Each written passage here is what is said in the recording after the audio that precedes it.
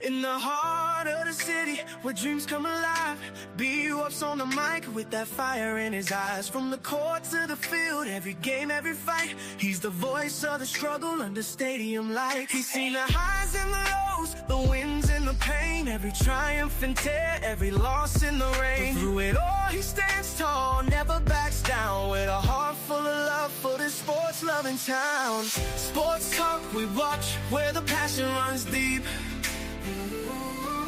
Every story, every glory, every promise we keep.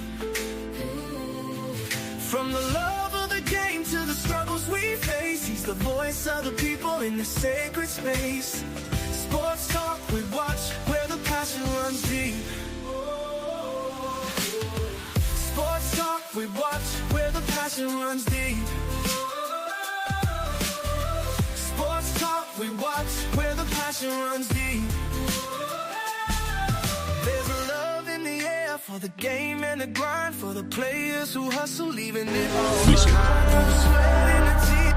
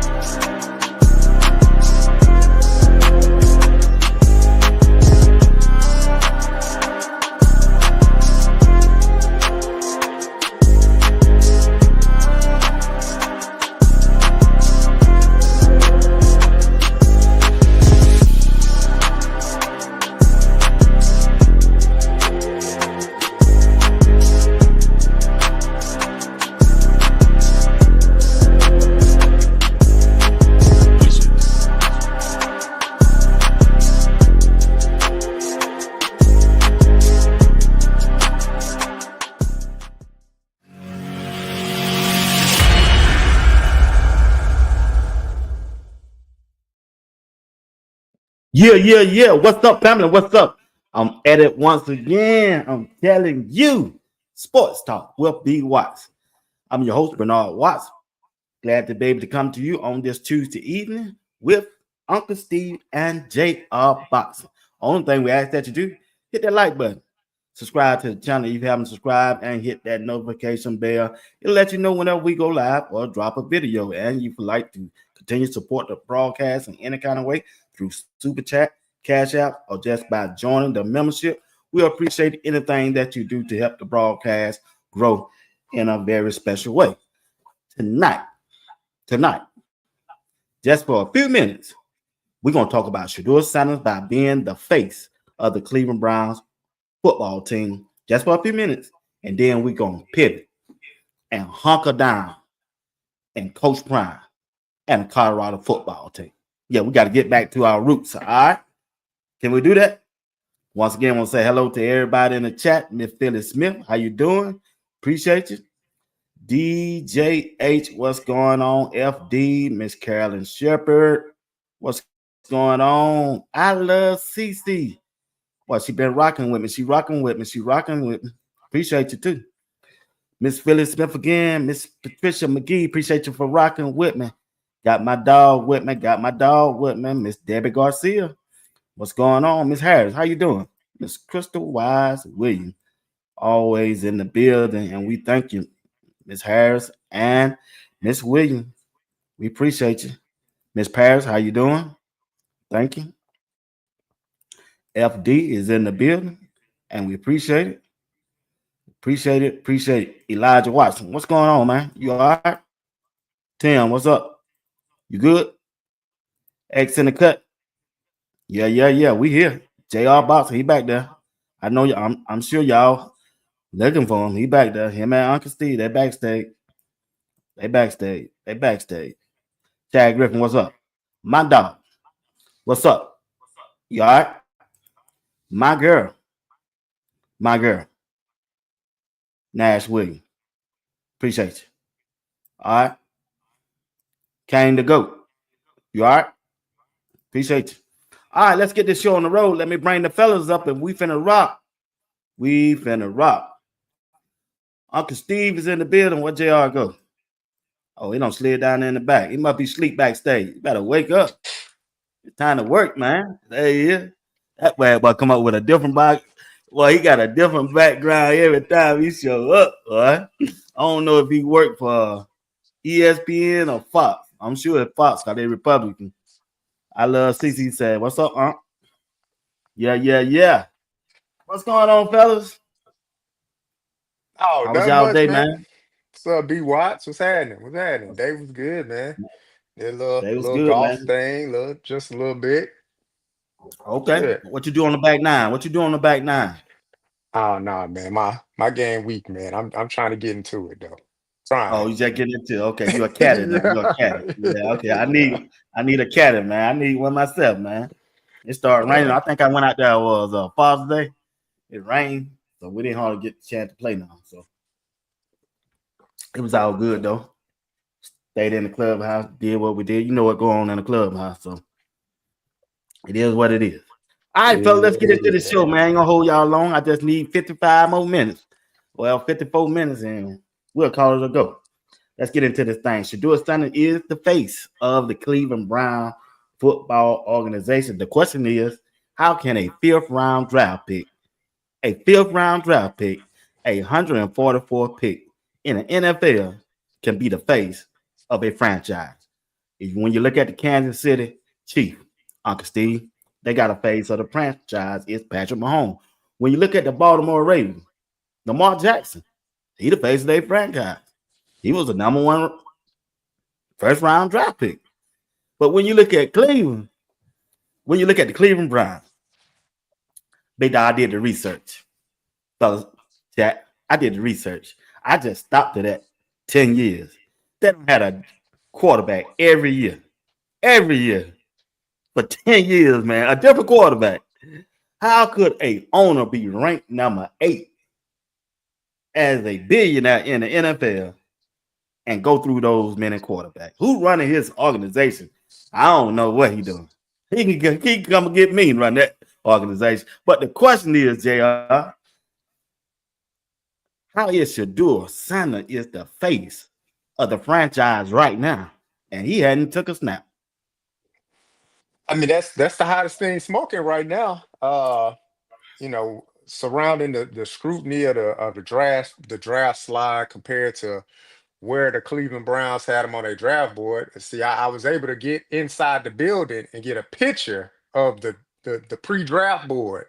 So that's behind me. I was able to infiltrate the system and get a picture back there. But now, all jokes aside, uh, yeah, I mean that's how you go about receiving all of this, kind of like nonstop coverage when it comes to Shador and the Cleveland Browns, just due to the magnitude of where he was projected and where he was picked. So that makes it a story like no other story, especially, why they're in shorts and shirts kind of tossing the ball around. But do I trust the Cleveland Browns to make a sound decision to make Shador the face of the franchise? Heck no. You just said it, B. Watson. We talking about 10 years in, they couldn't get it right. So no, I don't trust them to make nobody the franchise. I mean, Miles Garrett, the franchise player, but he didn't even want to be there. But it was money that he couldn't refuse. And I don't blame you, Miles. Get your money while you're still young. But it's to you, Uncle Steve. When you're talking about face of the franchise, B Wash, you have to ask yourself, if you're going to be the face of anything, you got to be enduring, number one. And when you look at him back when he was 2, he 12 now, but back when he was 2, the young man did something that a lot of all males don't do. He went to a HBCU. And when he went to that HBCU and he could spend the ball the way he could spend it, what he did right then, he got fans right there. Those HBCU alums and everything else, and those parents and all those things. And in his community, when you show love for us, we gonna reciprocate that love back to you. That's the first thing he did, was he did that. He went back to his roots, is what I call. I watch Roots, Lamar Burton, James Amos. I watch Roots, but he went back to his roots. And when you go back to your roots, what happens, people going to be like, hey, they're going to show you love. He got love in our community until even when his days of football are over, we still going to talk about Shedeur Sanders because what he did by coming back home. We need more young men come back home. The next thing he did was this here. He won. Not only did he won like the Agent Orange says, bigly. He won bigly. And when you win the way he won at that HBCU, he elevated himself up to Colorado. And what did he do at Colorado? He turned around a dismal franchise that was gone. That franchise was done. They stopped even talking. When was the last? I remember Colorado because I loved it back in the day. They had a little Miami Hurricanes in them back in the day because they had some, I ain't gonna say it, but they had some dudes that was rough around the collar back in the day. The enemy now, them boys came from California. They was a little rough around the collar. You didn't mess with them. But with that being said, he brought back that organization. Now, he went to the NFL, and just like everything else, they tried to put him in his place. That's what they tried to do. They tried to show y'all that when the boss man say, this my team, we supposed to say, yes, sir, boss. But he didn't say that. He said, I'm a man, and I'm going to stay a man through this all, and I'm going to keep my integrity. So with all that being said, he has run the race, and he's continued to run the race, and he's done it as a young man with dignity, pride, and integrity. That's the reason he's going to be the face of the franchise. And the next reason is this one here. He can flat out spin that football. And in the last 2 minutes of a football game, you can't name me nobody other than Mahomes in the NFL. Well, I'll go Mahomes because Mahomes won Super Bowls. The rest of them, they might have won some games. But in the last 2 minutes, Mahomes going to get it. In the last 2 minutes in college, I'm going college. He was a game changer. And I don't see nothing changing in the NFL. And it's back to you, B. Watts. Well, check this out, Steve. I want to pick it back out what you said. He's been 12. He's been 2. Before he was 12, he was 2. We seen it at Jackson State, where it all began. So my question is, JR and Uncle Steve and the chat, why won't the NFL and the reporters out there in Cleveland recognize Shedeur background as 2 years that he played at Jackson State? You know what they're trying to label him now? It's a video out. They're trying to say the reason why Shedeur is not running with the one because he haven't learned the playbook, because Dylan Gabriel has played with 6 different organizations, 6 different offensive coordinators, and Shedeur has only played with one coordinator, and that was Pat Sherman. That's what they said. Now, this ain't me saying. Matter of fact, pause for a few minutes if we got a minute. That to me is the only reason why he ain't getting first team reps. Because, like I said, when you turn the tape on, it's clear as day. Anybody that see it is clear as day from him throwing the ball. But if it is, the only thing that could possibly be holding him back would be the playbook and how he's able to process the playbook. I wouldn't necessarily say on the field he's slow processing because, as you can see, whether he know everything or not, he still is going to the right spot with the football. And everybody is saying, well, this is a guy that's not even taking check downs. He's throwing 20 yards down the field on a dig route. So it's not the processing of all of that. He when the ball is snapped, when he on the field, he understands everything. Now, the verbiage and the terminology, I'll give you that. That could be the thing. If you go all the way back to what the Giants was talking about, that was the issue in the big Giants meeting, is that he didn't know the terminology and the verbiage that they were using. I told you when I came out, I had that exact same problem. I didn't say it the same way. My college said it a certain way. The NFL said it a different way. And I was confused of the two because I'm so used to saying it my way. So for him, that's a learning curve. The more he's around it, the more he does it, the more he says it, obviously he's going to pick up on it. But still, even with all that,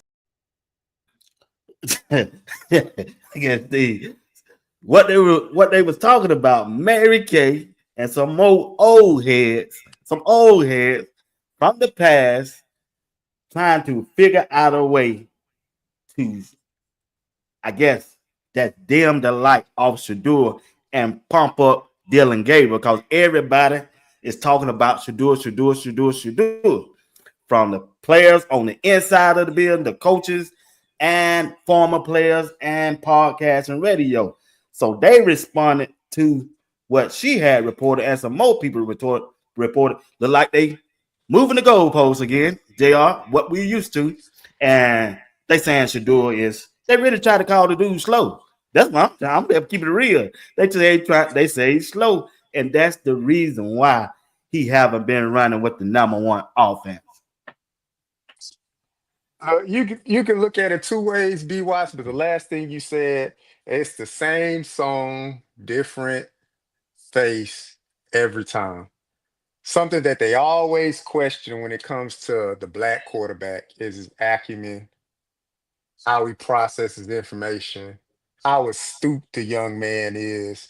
So I'm not trying to hear that. I don't even want to entertain that part because to me that's utter stupidity. It's just stupid to put that out there in the atmosphere because I'm not going to question his acumen for the game. I'm not going to question his knowledge of the game.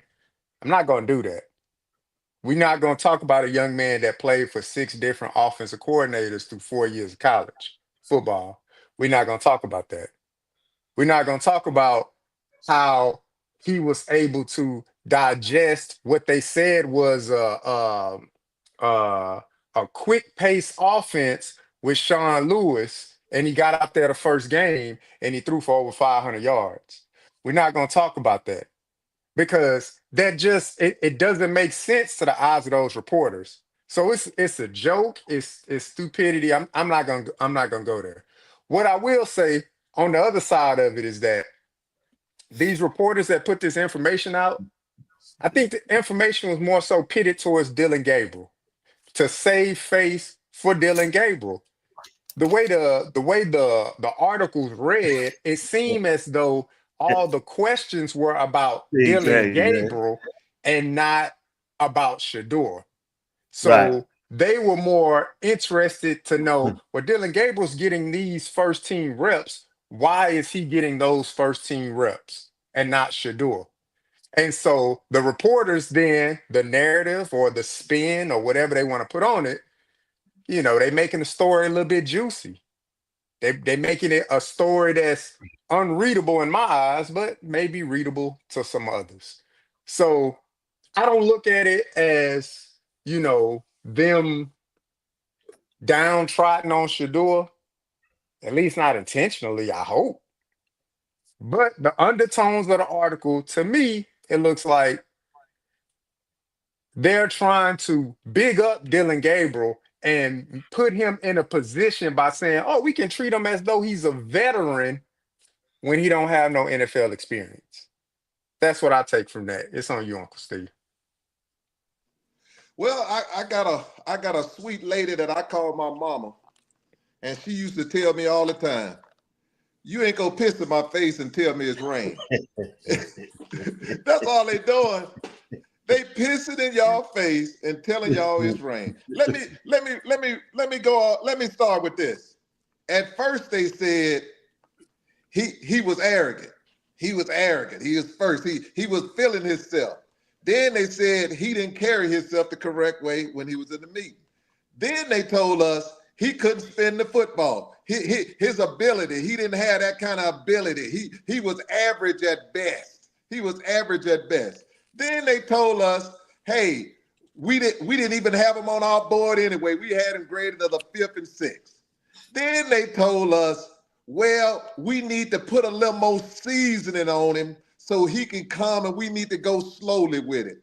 And you know what they did after that? Every time he proved them wrong, you know what they do? They changed the narrative. Well, people, this is what y'all need to know. Cleveland did something. It was a movie, and the man had the boy, and he was interrogating him. And he told him, a bald head guy, he said, you know you done effed up. And the guy said, the guy's shaking and everything else. Said, no, I didn't. He said, now you told me you did this here. But now you saying you did this here. You know you done effed up. That's what Cleveland did. They done effed up. They effed up because they make bad decisions And when you make bad decisions, you got to rely on somebody else to justify your bad decisions. You drafted you picked 4 quarterbacks. I'm just talking about, let me name them. I'm just going, you pick Watson, you pick Flacco, you pick Little Fingers, and then you pick Little Man. So, and then 12 is the 5th. So you selected 5 quarterbacks, and then B-Watch, let's skip it this way. I remember somebody called Brett Favre. Brett Favre couldn't even read a playbook. Brett Favre was so slow in his playbook that they had to get that the boy who went to BYU, the backup quarterback, to talk to Brett Favre to walk him through the plays because he was so slow. Let's go something else. As a teacher, even if two didn't know none of the playbook, if he's spinning that ball the way he's spinning it with a 77% percentage rate on completion rate, y'all need to not study the book either, because you're at 56. So what are we talking about? If a man who don't know the playbook throwing it at 77, God, no. Well, and you telling me how good Gillen Gabriel, I call him Gillen Gabriel, you telling me how good he is, and he's 56, he know the playbook. Well, hell, I would have cut him. If you know the playbook and you have 56, and this man don't know it and he has 77, what are we talking about? But B-Watch, let me go this way. As a coach or as a teacher, these are for the ladies in the house. If you have someone with an extraordinary skill set, even if they didn't know something and you want to get them to a certain level, what would you do? Help them along the way. Me as a coach, I'm gonna break it down.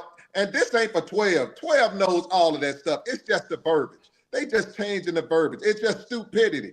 Well, if you're saying, and I'll give you an example, you need to one day go and get John Gruden, and John Gruden did the rookie Phil Simms' son. He told him a play. Man, that play took 2 minutes to call that play. He went on there. The thing was so long, it was ridiculous. That young man was like, Coach, I forgot. He said, repeat it again. It's too long. It's stupidity. Break it down, simplify things to make the players play faster. But, I'll just leave it at this. They can tell y'all anything. They can't sell it to me.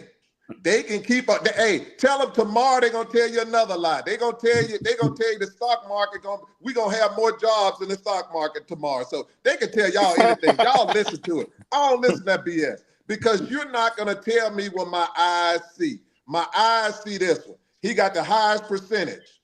He looked different when he's throwing the ball. He's anticipating things. He's running the thing with command. He's not turning the football over.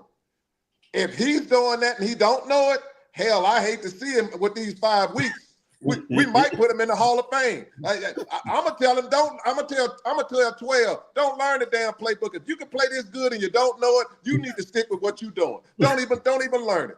But they just lying to y'all, and I'm not taking it. I'm done with it. I'm done. My hat's off, my glasses off.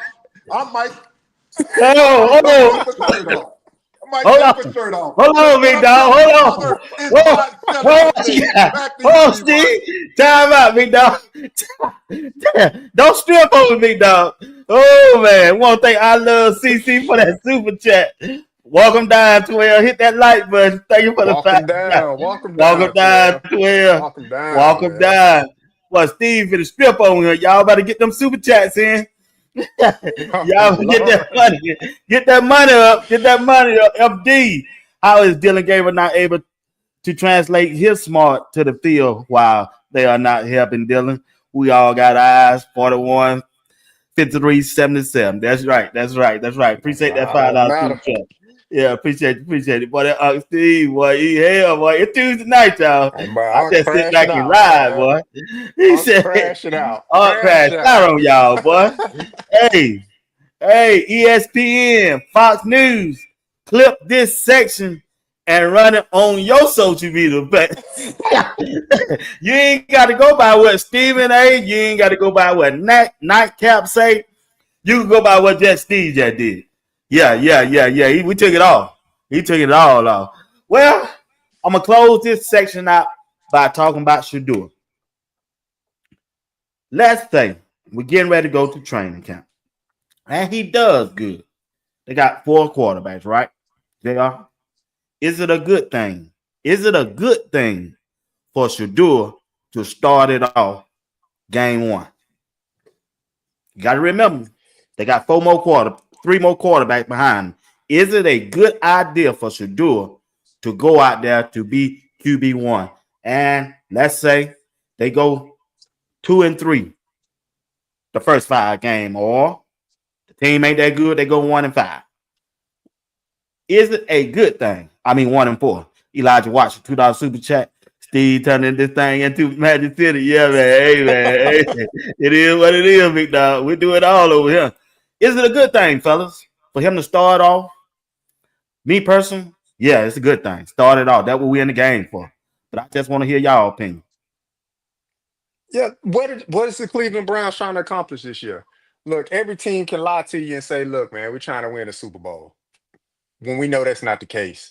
You're not winning a Super Bowl when your roster is rated 32nd out of 32 teams.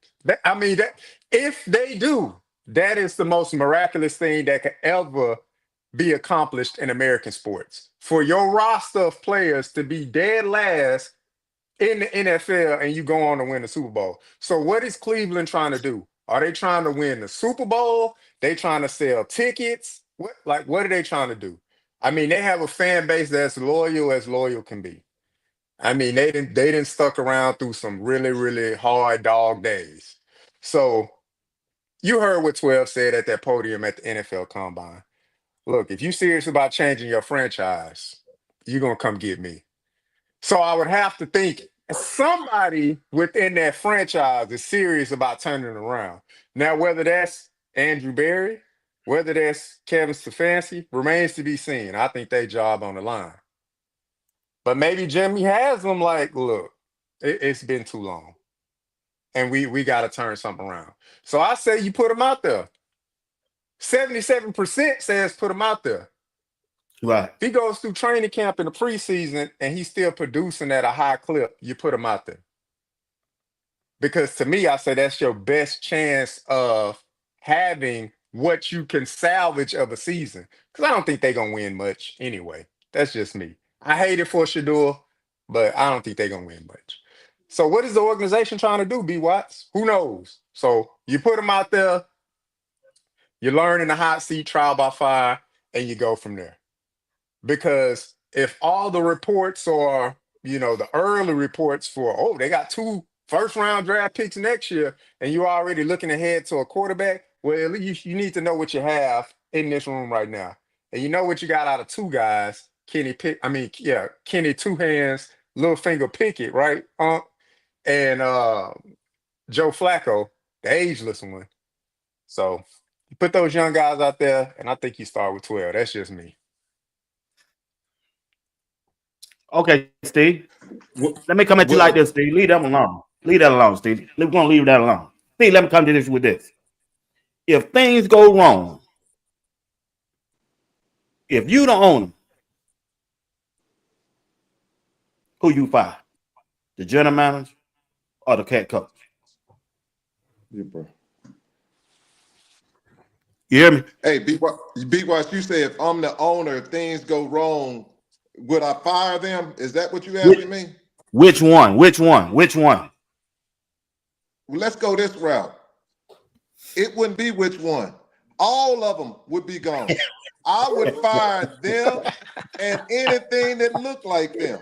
They would be fired. And you have to you Yeah. have to be Yeah, you have no. to be I'll you say asking me all who of I'll them. fire. Hell, man, let's go this route with you, man. Folks don't even come to the game. You got people in Cleveland, most loyal fans ever. Those fans do not deserve idiots. They do not deserve people who are not subject matter experts. And somebody gonna look at me and tell me, well, how is he talking about they ain't subject matter expert? Their body of work. Mm. Their body of work. That's what I'm talking about. Let's go this here way, B Watts. Let me throw you to you this way. Who picked the last 10 quarterbacks they had? In the last 5 years, Barry has picked all those quarterbacks. He and Stepnoski, whatever you want to call him, Stepaplockless. You did. And this is the next question. This is the next question I'll ask you.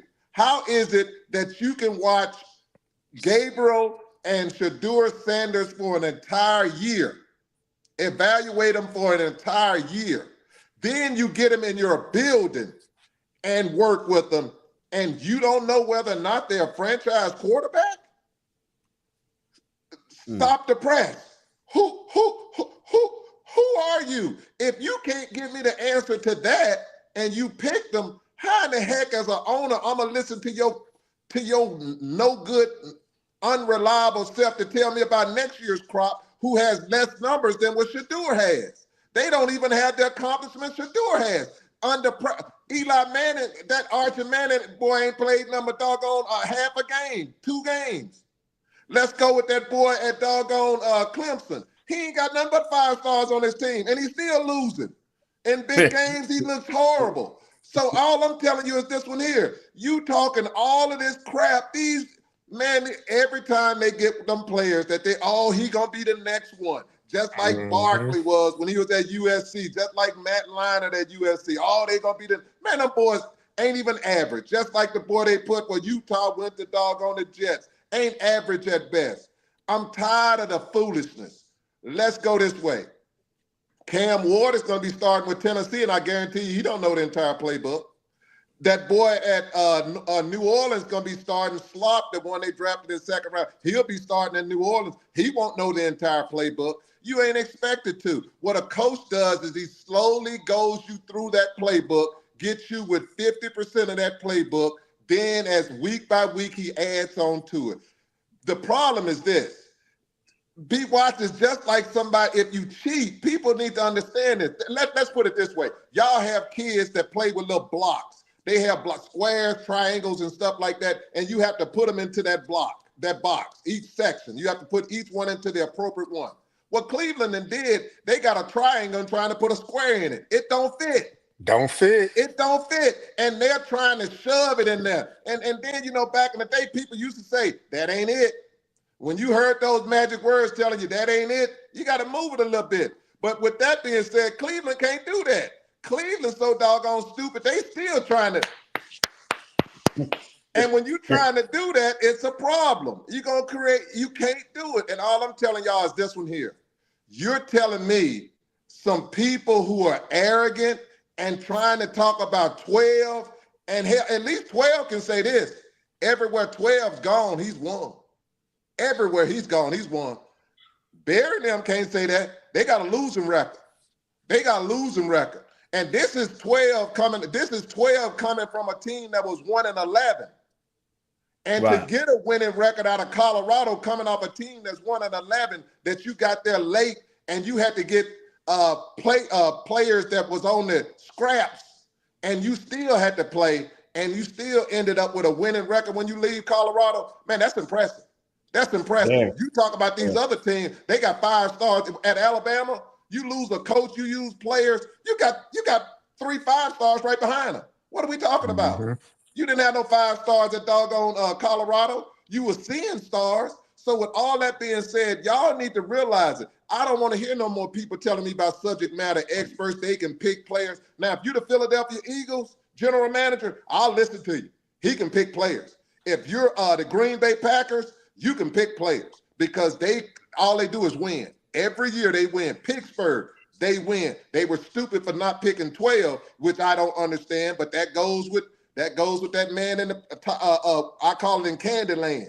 The man who owns the plantation. He told him no, and that's what he meant. But with that being said, B-Watch, I'd fire every one of them. And I'd fire their cousins, their uncles, their nieces, and anybody else in that building that they hired, just like what's going to happen in the government. When that next group come in, they're going to fire every one of them that's in there, just like they did this time. That's all that's going to happen, B-Watch. I fire them. You're fired is what I do. I bring each one up in there. I throw my hat down. I take my foot off. Hold on. You're fired. Turn the camera off, man.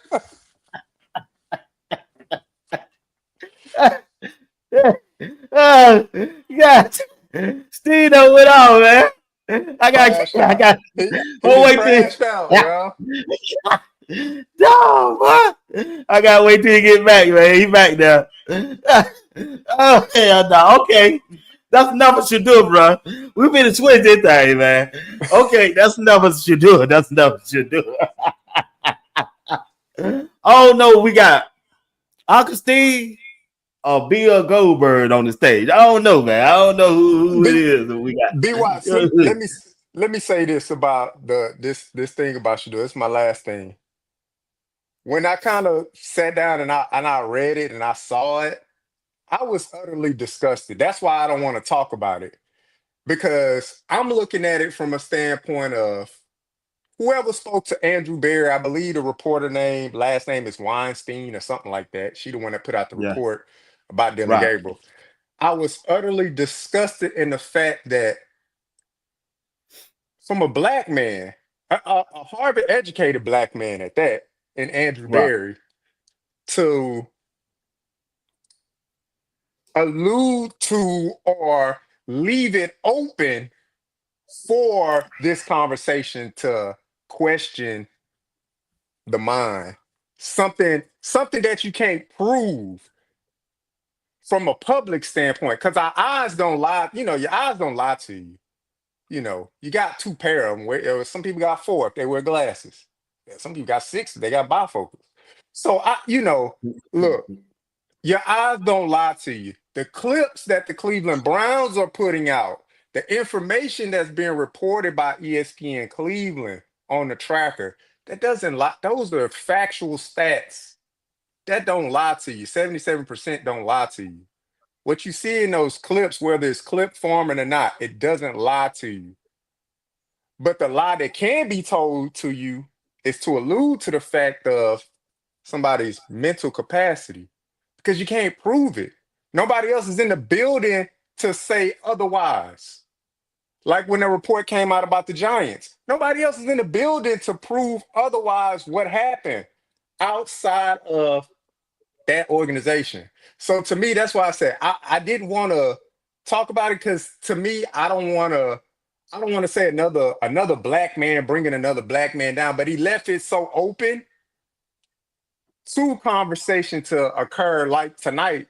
And I'm glad that you brought it up tonight, but it's so stupid that I'm like, this man sat here and essentially you hung your player out to dry by saying, oh well, yeah, we could treat Dylan as though like he's a veteran. Like the concepts we rarely have to repeat anything to him twice. The cover Come up. on, man. The cover up. The Yeah, cover up. The that's his So cover up. pick. Dylan Gabriel is his pick. He got exactly. the same face. The cover Exactly. up. The cover up to justify their bad management. So that's why I didn't want to like go too deep into it. But Unc broke it down 100%. Y'all know how Unc do. But I was so disgusted. I was like, come on, man. This coming from a black man. Like, come on, man. I know you on old should do nothing, but if anything, you don't that's not professional to leave it open-ended like that for a reporter to then interpret what you saying and put that down. And Andrew Berry ain't gonna refute it. It's out there. He ain't gonna refute it. He ain't gonna say nothing. So but yeah, hey, 12, keep doing what you're doing, man. Keep doing what you're Yeah, doing. yeah. Like I say, man, it's crazy, man. It's crazy that they move the goalpost that.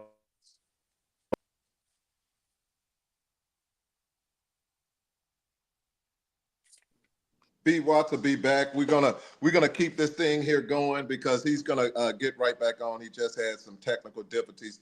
But with that being said, Jr., I'll leave it as this one here. It's up to us to make sure we speak the truth.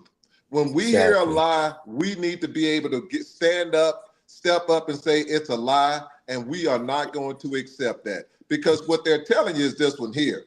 They're telling you we made decisions and we're going to justify our decisions, even if it means throwing somebody else under the bus. We're going to slow this train down because what happens is this here.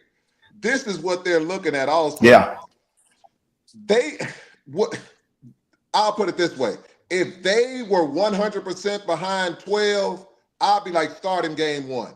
They're not. Mm-hmm. And because they're not 100% by 12, I want the American people to see Flacco go out there and get smashed like Hulk.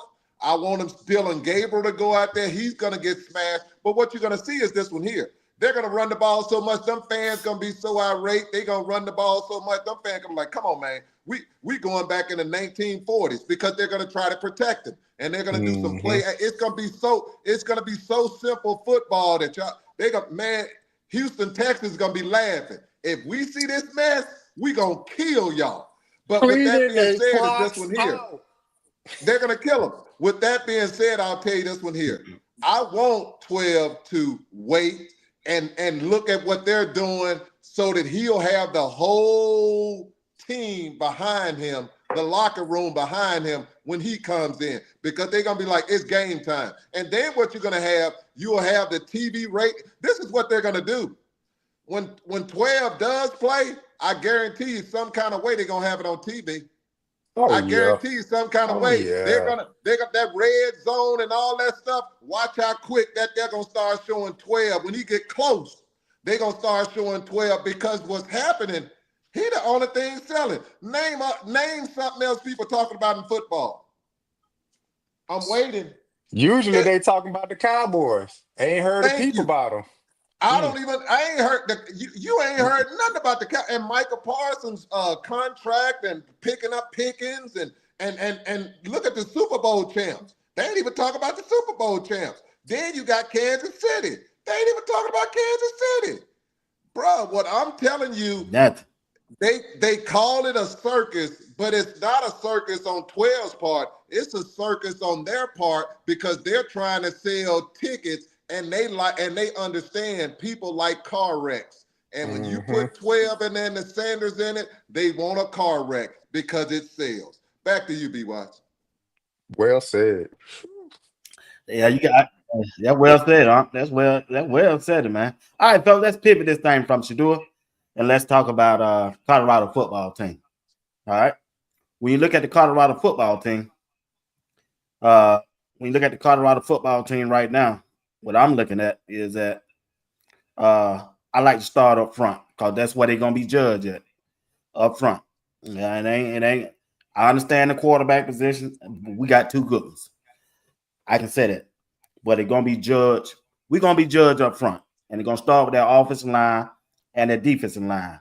So when you look at it, Jr., I'm looking at it. I think on paper, they got a good team, bro. Anytime you can throw Jordan Seaton out there, you give him these three more to go with him. Yeah, that want it, you got a good chance to win. So the key is the trenches. What do you think about Colorado trenches so far? From a paper standpoint, look, everybody in the national championship before the season started. But much improved. Like I said earlier before, Coach Prime actually took it to another level when it came to the trenches. He understood the defenses of the other teams, whether it been NIL money, collective money, whatever was involved with it. But I think it was more so, look, I got a ready-made quarterback. I got to grab some guys, and we got to just go with it. Just go with the flow when it came to two being there.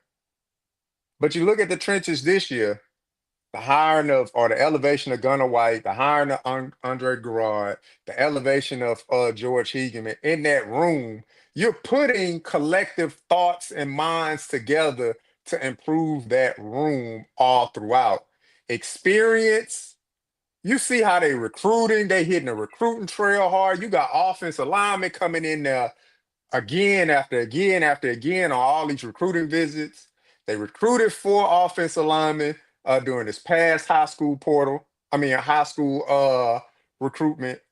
They attacked the portal with so much ferocity. They wanted to make sure that's not going to be the breaking point of the team. So we're going to get you athletes on that offensive line. We're going to get you guys with measurables. We was running out offensive linemen last year, 6'4", barely 300 pounds. That ain't going to be the problem this year. So if anything, we're gonna get you some better athletes to move forward on the team. And on the defensive side, look, we already know. We talking about a defensive line last year that was number one in the Big 12 when it came to sacks in the form of 27 sacks. They got the pressure. Now, stopping the run became an issue as injuries took place. We lost a lot. Torian Carter went out. And then you had Shane Coates go down to the point where we had to take Tyler Brown and put him in a gray shirt and say, "Can you do it, son? Can you do it? We're Damn. coming to you." Damn. I mean, that's what happened, B. Damn, Wise. That's what JR. happened, Uncle Damn, Steve. JR. What a low blow, So, JR. What?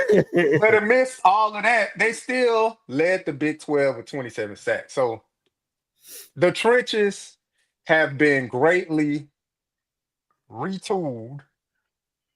And as far as the function of rebuilding the team, they Coach Prime got it going in the right direction. He's rebuilt the coaching staff.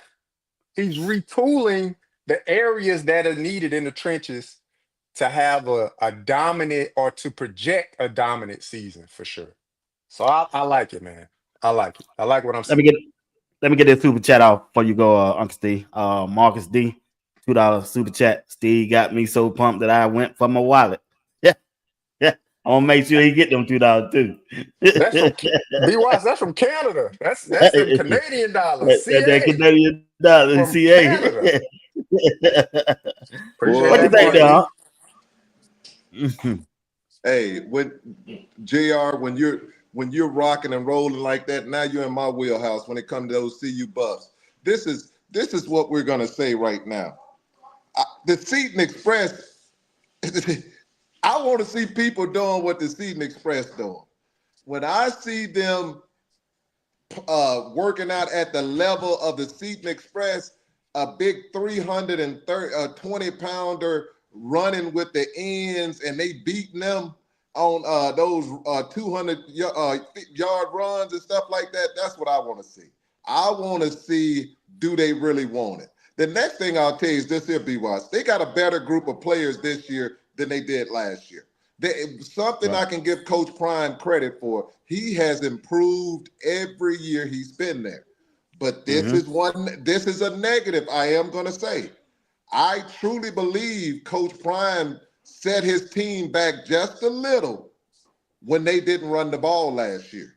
When they didn't run the ball last year, some linemen that who would have came to Colorado didn't come because they didn't have the confidence that they were dedicated to running the football. Now, that's just a truth. That's my truth on that one. And I think that is a fact 1,000%. Because if they would have committed more to the run, I think they would have even upgraded even more on the offensive line, because you probably got that boy from USC to come over, even though he wanted to. But if he saw something like that, it'll make it more convincing. But with that being said, Coach Prime now, if they're coming in and they're serious about winning, and they understand that winning and taking your football program to the next level, you have to run the football. I'm going to give you an example.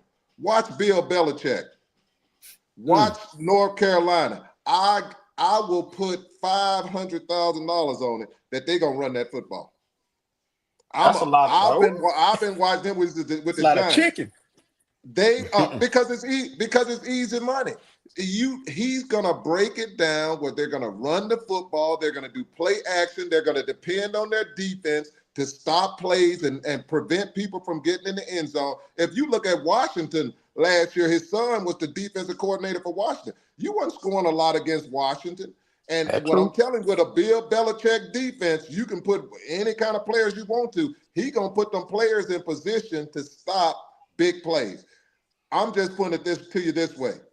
If Coach Prime now get on that left side with Hill, the Seton Express, and put that tight end over there, Atkins, or that 6'7" one, Lejour, or whatever over there, you cannot tell me nothing. With K-Salt and a running back, you can't tell me you can't run the football. I'm not hearing nothing you got to say. You're not going to convince me you can't run the football, because you can. because when they wanted to they ran the ball good against BYU. They just stopped. Mm-hmm. They stopped. They stopped. So all I'm saying is this one here. I'm excited for the team. I look forward to big things from the team, but I'll tell you this way. If they go into that game thinking they Super Bowl champs against Georgia Tech gonna run them out of that building. They better be ready to play because Georgia Tech ain't no joke. They better be ready for a war. It will be a war August the 30th when they play that game, 29th, 30th, whatever the game is that Friday. It's going to be a war, and CU better be ready. Back to you, B-Watch. Well, let's pick it off what Uncle Steve said, JR. They need to run the ball. Once again, do they have that running back or two to get the job done? Look, now you just trying to take the knife and twist it, because he know my guy gone. I ain't gone. So, look, 1,000 yards is still very well achievable for Dallin Hayden, B. Watts, your guy. It is very well achievable. If Pat Shermer going to dial it up, is Caden Salter going to make the right read? That's what it boils down to. So yeah, they got look. They got the running back there. They can do it. You brought in the big guys up front for a reason. You got bigger up front. You got more athletic up front for a reason. Use it. Because if not, then that boy K Salt, he'll be out there going for 1,500 yards rushing. That'd be right up B. Watts Alley.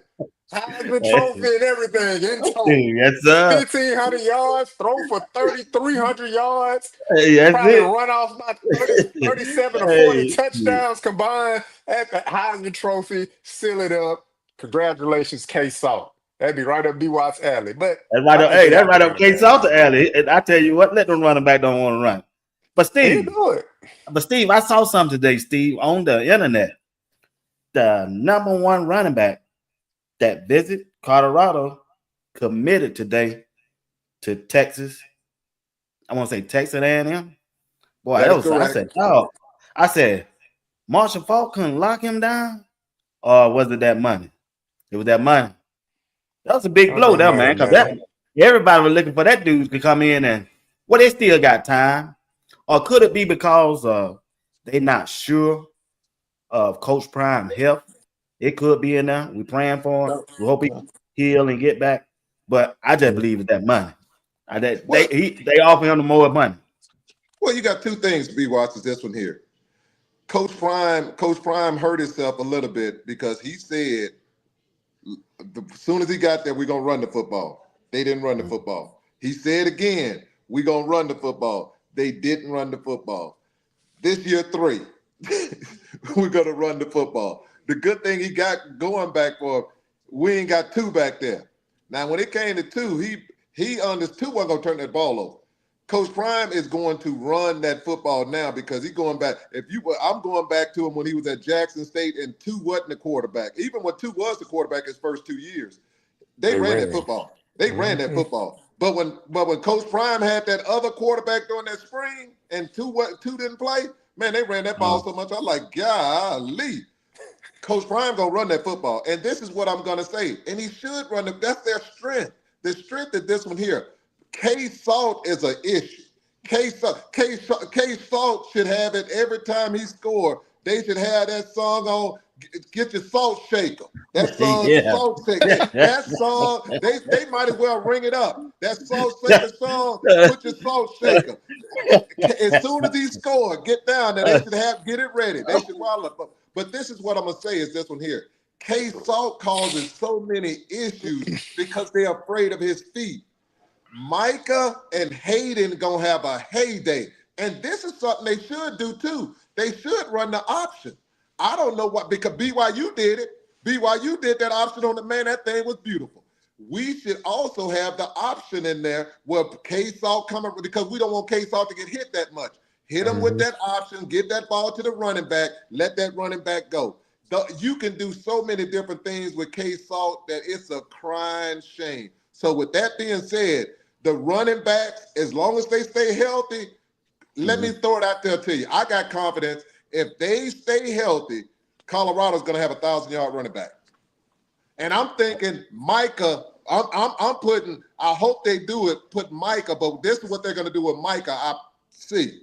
They'll put him down there when it's time to score. I don't want that. I want Micah to get the ball early and often because those 4 yards, 4 yards, and 4 yards adds up. And in that altitude, when that third quarter comes, fourth quarter, the game over because they can't breathe. Look at the Air Force Academy. I'm in the Air Force when I was there at the Air Force Academy.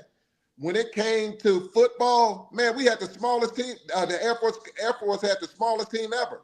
But they go on your knees and they kept running that football. When it came that third and fourth quarter, man, we had Ole Miss in trouble at the doggone Egg Bowl. Not the Egg Bowl, at the bowl. We had a bowl down there back in the day. So all I'm telling you is this one here. Take advantage of your altitude at home and run the football like they did in the old days, and you could be successful. Back to you, B.Y.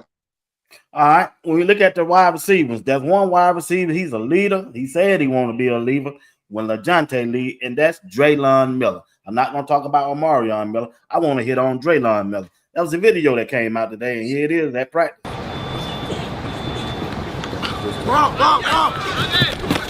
Oh my! Damn. I don't.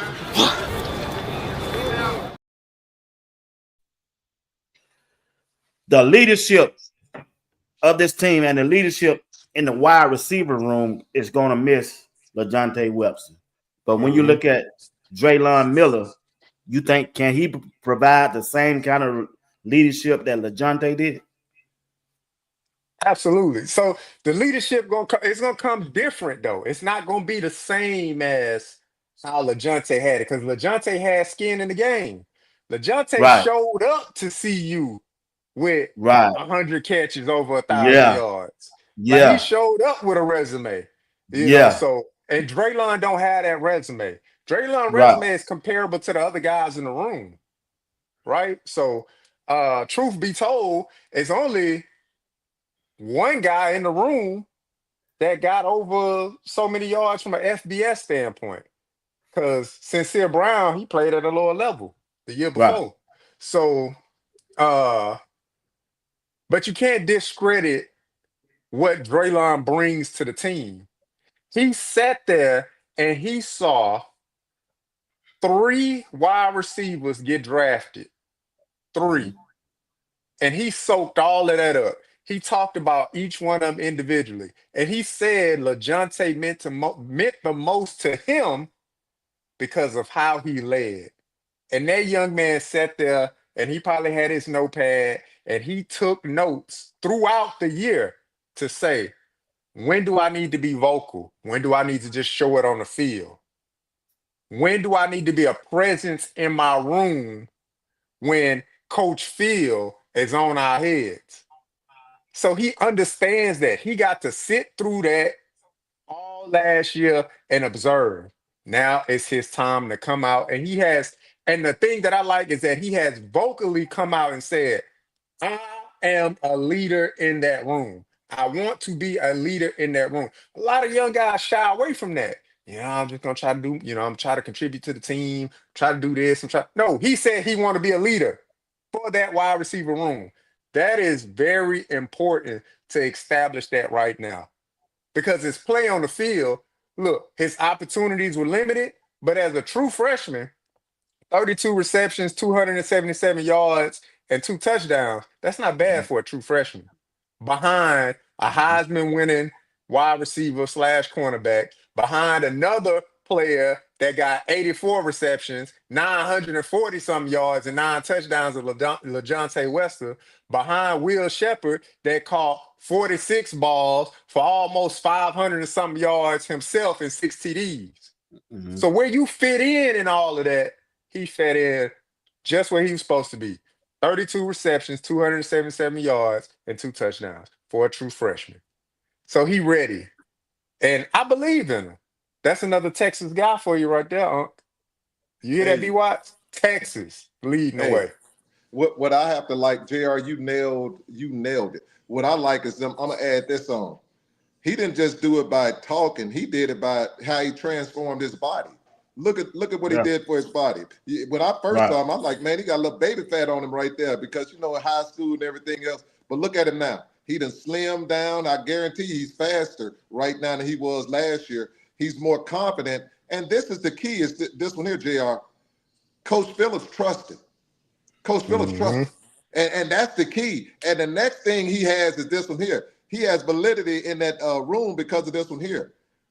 He was a freshman out there on pro day with all them superstars.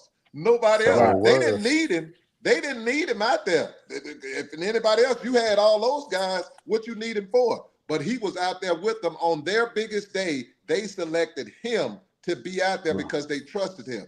Something else y'all need to go back and look at the film when Coach Phillips, he was hot one day. One receiver went up there and did something. He said, put your hand down. I don't want to hear all that. Catch the ball, blah, blah, blah. You saw Draylon Miller go over to him and say, man, don't listen to his words. He said, don't listen to him just the yelling. He say, listen to what he's telling you. He's telling you something. He say, don't get all involved in your emotions. Just Yep. listen to what he's telling you, the Yep. action that he's telling you he wants you to do. He wants what's best for you. That's huge because in most times, man, you lose that player. Man, I don't want to do this here. He talking to me like Hmm. that, pushing my hand down. Man, I'm leaving. But you need a Draylon Miller. He's in that room. And something we need to give props to LeJohntay. That's how big a leadership LeJohntay. I guarantee LeJohntay's still calling. I guarantee LeJohntay's still in that room with those players, him and Tens, your boy Tens and everything else. I guarantee he calling them. Just like you saw that today when it came to Silman Craig. He's still calling people in their room, Byard and the rest of them calling, checking on because they want the team to be successful. All that being said is this one here. Draylon Miller going to have a big season because Hmm. they trust him. They believe in him, and he's ready. Back to you, B-Watch. All right, ladies and gentlemen, that's the end of the show. I want to thank JR Boxer and Uncle Steve for their takes on Shedeur Sanders and the Colorado football team. I want to thank everybody who participated in the chat and the ones who, even if you didn't participate in the chat, you stopped by just to tune in and see what we had to say, and we'll highly appreciate it. All right. Once again, I'm going to turn it over to JR, and we finna end this thing with JR and Steve getting you their last word. Appreciate everybody. Look, man, it was the cook fest. Crashed out. He crashed the grill. He burnt up the ribs, came back, burnt the ribs again. Hey, but it was all good, man. It was Yeah, it all was. good. It Like I really said, was. B Watts, man. Hey, again, I always appreciate the spot, man. Chopping it up with the fellas. It was all good. And everybody in the chat, man, appreciate the love and support throughout the chat, man. Right there. Great show. It was just there. Great show. Yeah. Great show. It's to you, Uncle Yeah, Steve. yeah. Steve put on one. He put on one for a city. I guess that once a week, 58 minutes, do good, boy. Hey, put me on the clock. When you put me on the clock, that's what it takes. I tell him 58 That's what he minutes, get. I'm He gone. get. Okay, we put him on the clock, and that's what we get from. Put me But on I the clock appreciate and it. I I'm gone. appreciate it. With that being said, thank y'all out there in chat land. Y'all are fantastic. You're in the baddest show in the land. You're at the Sports Talk with B Watts. It's not. It wouldn't be anything without y'all. I tell people all the time. You are the reason this show works. JR, I watch you, man. I'm watching you how you're growing, JR. You moving, man. You're moving, but you're moving in the right direction with integrity and everything else to go with it. So keep doing it. You're factual. You ain't all emotional with stuff. You just hitting people with facts and tell them your perspective, and that's what you want to see. And B Watch, your group right here, these ladies and young men that you have on here are fantastic. Y'all keep doing what y'all doing. I'm gonna keep doing what I'm doing, and we're gonna keep it moving. Back to you, B Watch, because I'm getting ready to get me some ice cream right now because I need to cool down. Yeah. Hey, you right. You did good now. Hey, appreciate the super chat once again, Marcus D. $10. Thank you, guys. Make sure Steve get them $10, man. Make sure he get them now. Hey, once again, y'all rocking with Sports Talk with B. Watts along with JR Boxer and Uncle Steve on a Tuesday night. Once again, JR, what's on the board, JR? Man, you see what's on the board? This is a pre-draft board for Cleveland. Put me on the big screen real quick, B. This is a pre-draft board for Cleveland because they keep saying who was number one on that big board. So I had to go, like I said, I had to get inside the facility and figure out. Look at that, y'all. They had Shedeur name with question marks next to it. I said, come on now. Kevin Stefanski, do better. They gave up the 5th-round pick. Y'all know who that is. That's Little Fingers. And then they called the Angels one at the and Joe Flacco. Look, can Cleveland get it right, y'all? I don't know. I don't know. But we know who they had number 1 on their pre-draft board, and that was Shedeur Sanders. They just put all them question marks to throw us off. They something else. Something else, B. Watts. Something else. All right. Y'all saw JR with his boards. I tried to get him to do a show by himself for 30 minutes for that board. I guess we'll have to wait. We'll wait. Cause I'm gonna be going up there doing training camp. Cause I want to see if the board change. Okay, then. All right. All right. Once again, appreciate y'all, man. Y'all have a good night, Steve and JR Box. Peace.